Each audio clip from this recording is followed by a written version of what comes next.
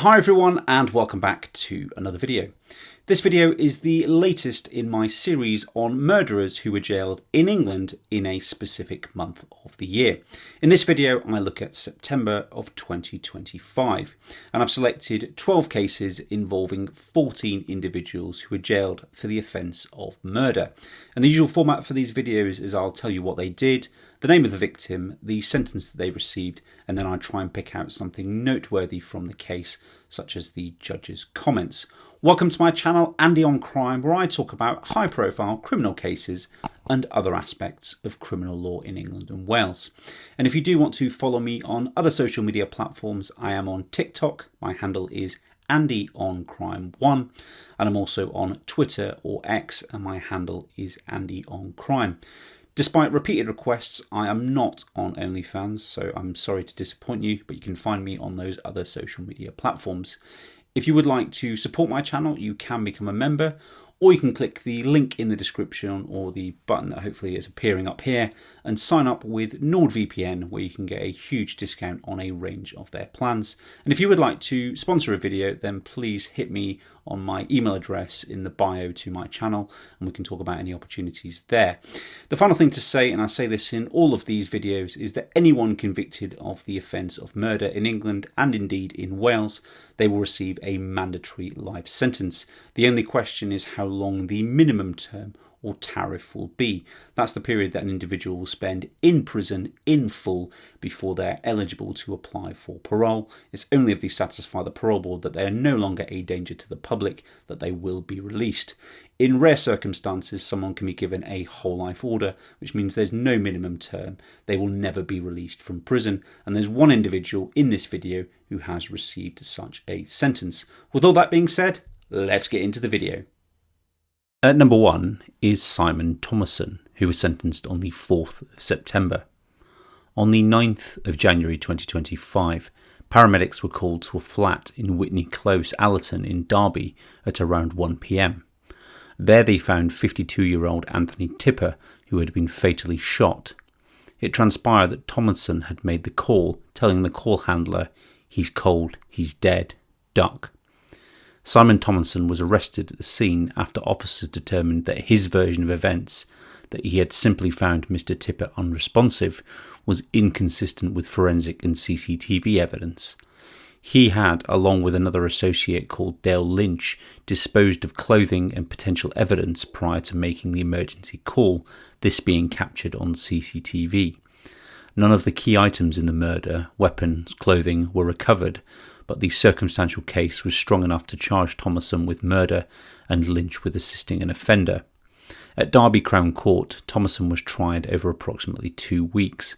The prosecution presented CCTV footage, forensic analysis, witness statements, and his actions before and after the murder. After deliberation, the jury convicted Thomason of murder, and Dale Lynch was also convicted of the offence of assisting an offender.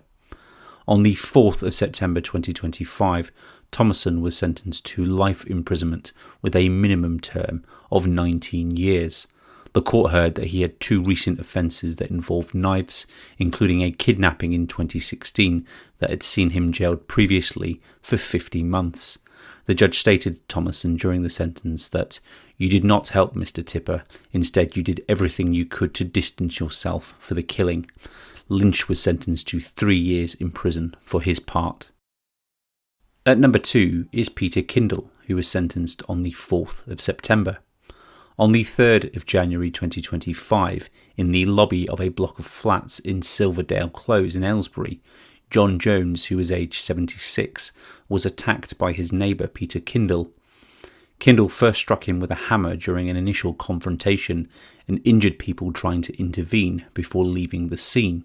Soon after, Kindell returned with a knife and fatally stabbed John. Kindell was arrested shortly afterwards and made no comment to most questions asked by the police. In court, he claimed that he had killed John due to diminished responsibility. However, the prosecution did not accept this defence, with the case being that Kindell and John had been involved in a long-running dispute. Evidence showed that there was research and planning from Kindell. At Aylesbury Crown Court, Kindell denied murder, instead pleading guilty to the lesser charge of manslaughter by way of diminished responsibility. The trial evidence included medical reports, witness evidence about the sequence of the attack, and forensic examination of the wounds and locations in the lobby. The prosecution outlined the nature of the alleged dispute between the men, stating that this dispute went back over 2 years. Mr. Kindell didn't like Mr. Jones living in the flat below him. Mr. Jones was a smoker, and Mr. Kindell objected to smoke coming into his windows. The jury rejected the diminished responsibility defence and found Kindell guilty of murder. They accepted that Kindell had an intention to kill or cause really serious harm to John, and that he had not been impacted to the extent that this afforded him a partial defence to the charge. On the 4th of September 2025, Kindell was sentenced to life imprisonment with a minimum term of 22 years. The judge told Kindell, "If you choose to commit murder at the age of 80, the strong likelihood is that you will die in prison." The judge stated he accepted Kindell had hit Mr. Jones at least 8 times with a hammer before stabbing him. The judge said that the murder had been cold-blooded and added that this was a vicious and cowardly attack. At number 3 is Justin Griffith, who was sentenced on the 5th of September. On the 29th of November 2024, police were called to a house in Andover and found Sean Ember, who was 35, with stab wounds to his neck and chest. He was pronounced dead at the scene. When officers arrived, Griffith claimed someone had broken in and attacked Sean. He had also told ambulance call handlers that someone might still be in the garden, which delayed any medical treatment for Sean. The police found that the rear door was locked from the inside and that Griffith had attempted to mislead authorities, including naming a person as the killer who later became a key witness in the investigation. The case was tried at Winchester Crown Court, where the prosecution argued that Griffith had inflicted the fatal stab wounds and then made up a false account of what had happened to cover his actions. The jury considered forensic, medical and call handler evidence and rejected the defendant's account, finding him guilty of murder.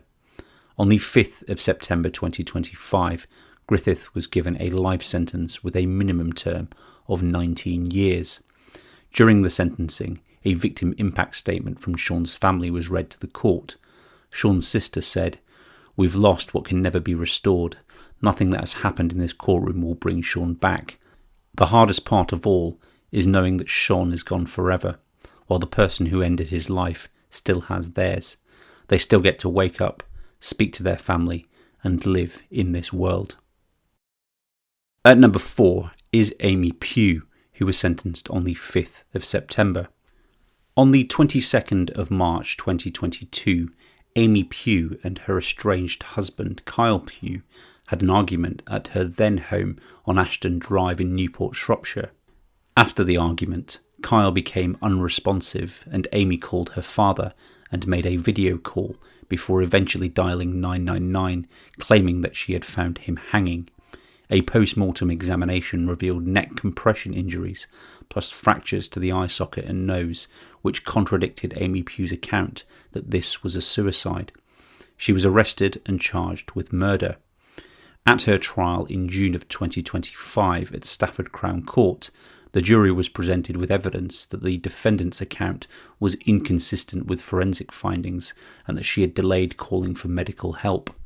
The prosecution argued that Amy Pugh had used Kyle's vulnerabilities and staged the scene to look like a suicide, and the jury agreed, convicting her of murder. On the 5th of September 2025, Amy Pugh was sentenced to life imprisonment with a minimum term of 14 years. In her sentencing remarks, the judge noted that she had struck Kyle with significant force, compressed his neck, delayed calling for help, and then fabricated a suicide scenario as a cynical and cruel lie. At number 5 is Jacob Clark, who was sentenced on the 5th of September. On the 20th of January 2025, Jacob Clark attacked Diane Cleary at the home that he had shared with his ex-partner, Diane's daughter Caitlin, in Turners Road North in Luton, shortly after their relationship ended. Diane sustained multiple injuries, including stab wounds and blunt force trauma, and Caitlin was also injured in the same incident. The motive for the murder was Diane's daughter breaking up with him because of his abusive behaviour. Caitlin had given evidence that after her mother had collapsed due to the actions of Clark had said, "I have got that dirty bitch's blood on my hands." Caitlin also said that she had been told by Clark to cut his long hair in what police said was an attempt to change his appearance, using the scissors he had armed himself with in the attack. Clark was arrested and pleaded guilty to the murder of Diane, as well as inflicting grievous bodily harm with intent to do so on Caitlin. At the sentencing hearing on the 5th of September 2025, Caitlin read out a victim impact statement, where she said to Clark, "I tried to give you everything, and you took away the one person I needed most, my mum. I will never see my mum smile again." Clark was sentenced to life imprisonment with a minimum term of 25 years. At number 6 is Nathaniel Sereaton, who was sentenced on the 10th of September. On the 4th of November 2024, Bedfordshire police discovered the body of Sukhinder Singh Gill in his home on Althorpe Road in Luton. He had been strangled to death. Police initially thought that Mr. Singh Gill had died by suicide, but further investigation showed that he had been strangled by another person. The police also found evidence that attempts had been made to set a small fire in the property. The circumstances raised suspicion that Mr. Singh Gill had been deliberately killed and that the scene had been tampered with. CCTV footage and witness accounts placed Sereaton at the house during the relevant time. Phone records supported his presence with the victim in the period leading up to the killing. These findings formed the core of the prosecution case. Sereaton was arrested and charged with murder, where he pleaded not guilty. The trial, lasting around 3 weeks at Luton Crown Court, examined expert medical evidence about the cause of death.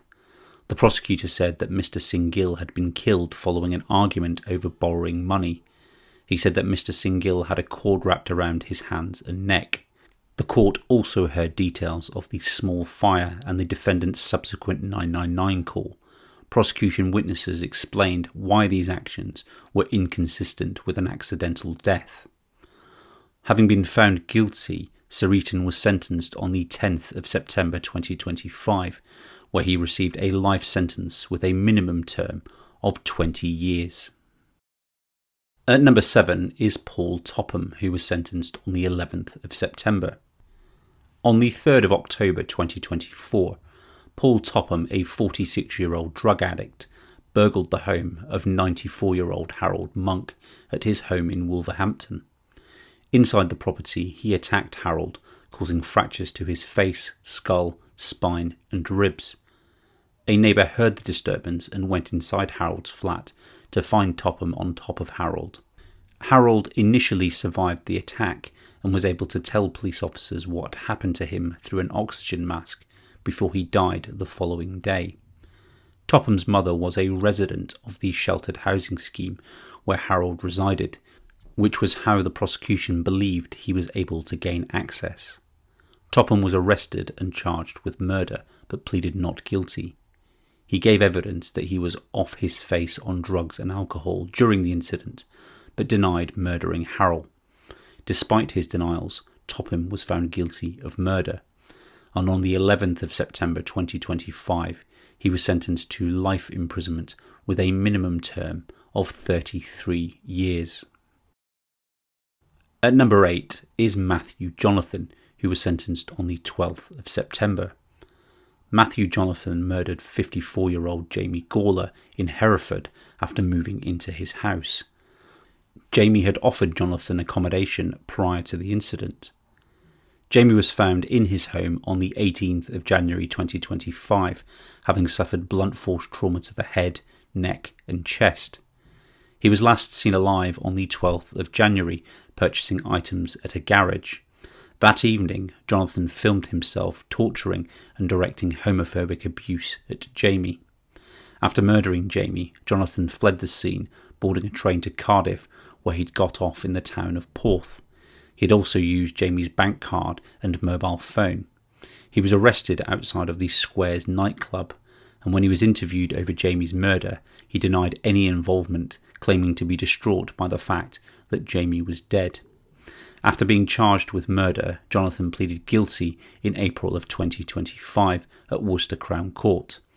On the 12th of September, Jonathan was sentenced to life imprisonment with a minimum term of 32 years.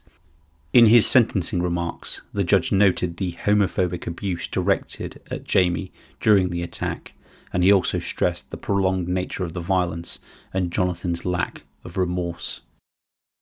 At number 9 is Abdurrahman Summers and two unnamed 16-year-olds who were sentenced on the 15th of September.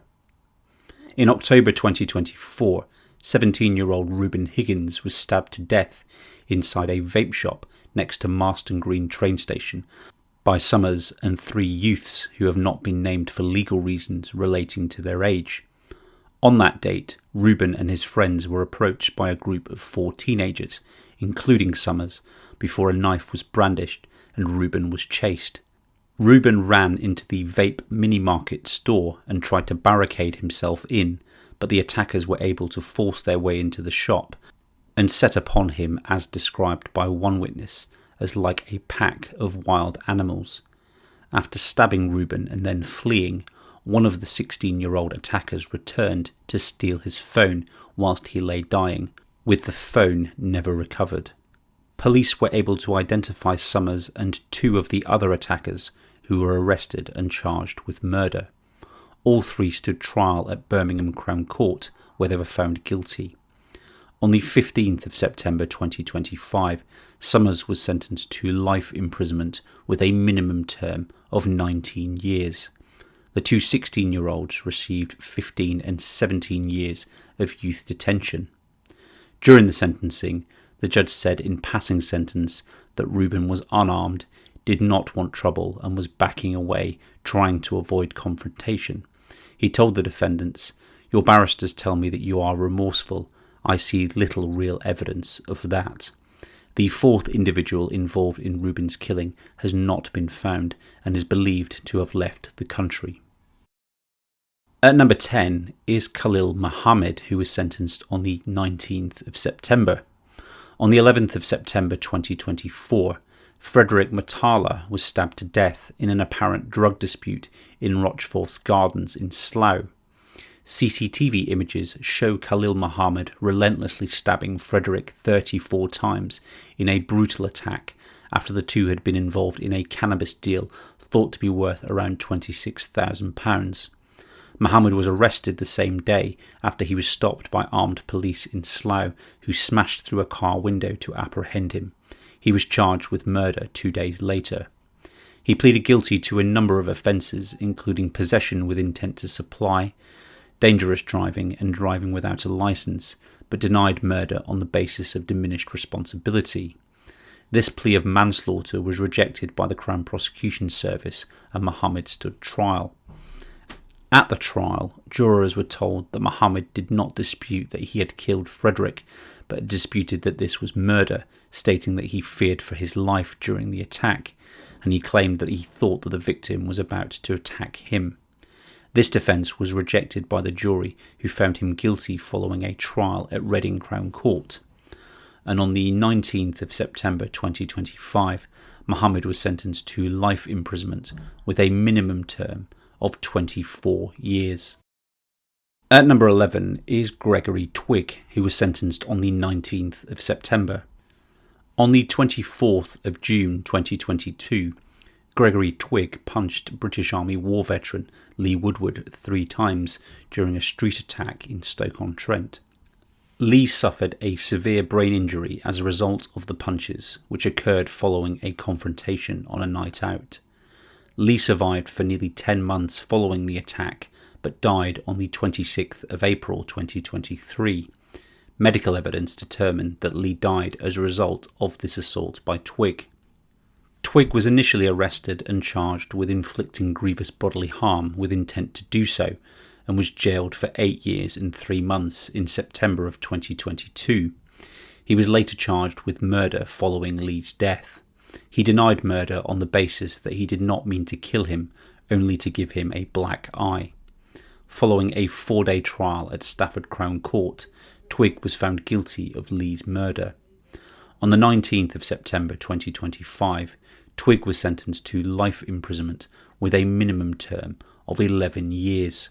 The sentence would have been 14 years, but it was reduced to reflect the time that Twig had already served for the other sentence and his time on remand. At the sentencing hearing, Twig was criticised by the judge for stringing out the case by pleading not guilty to the murder, extending and amplifying the anguish of his victim's partner and stepdaughters.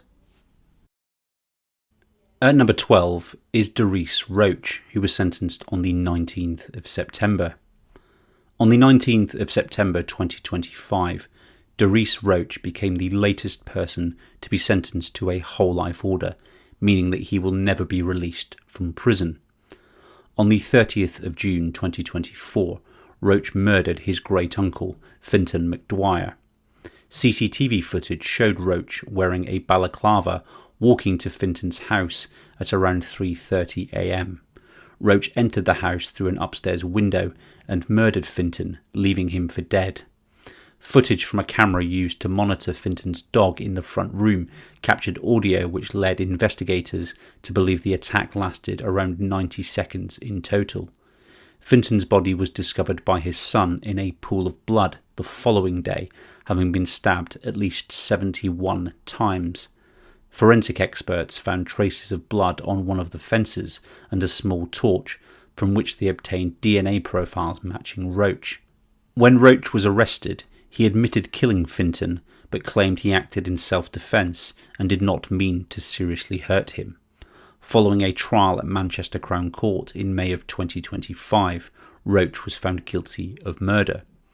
Prior to this incident, Roach had recently been released from prison only 9 months earlier, having been jailed for life with a minimum term of 12 years for the murder of Adam Steele in 2011. Roach, along with his brother Owen Roach, had gone to Adam's house to find Owen Roach's girlfriend. An argument had broken out, and Direece Roche had pulled out a knife and stabbed Adam to death. Direece Roche was convicted of murder, whilst Owen Roach was convicted of manslaughter and was jailed for 4 years. In relation to this offence, on the 19th of September 2025, Roach was sentenced to a whole life order. During sentencing, the judge described Fintan as an entirely innocent person, saying the murder was premeditated with significant planning. He told Roach, "My clear impression is that you have no remorse or regret of any kind." This sentence means that Roach will die in prison.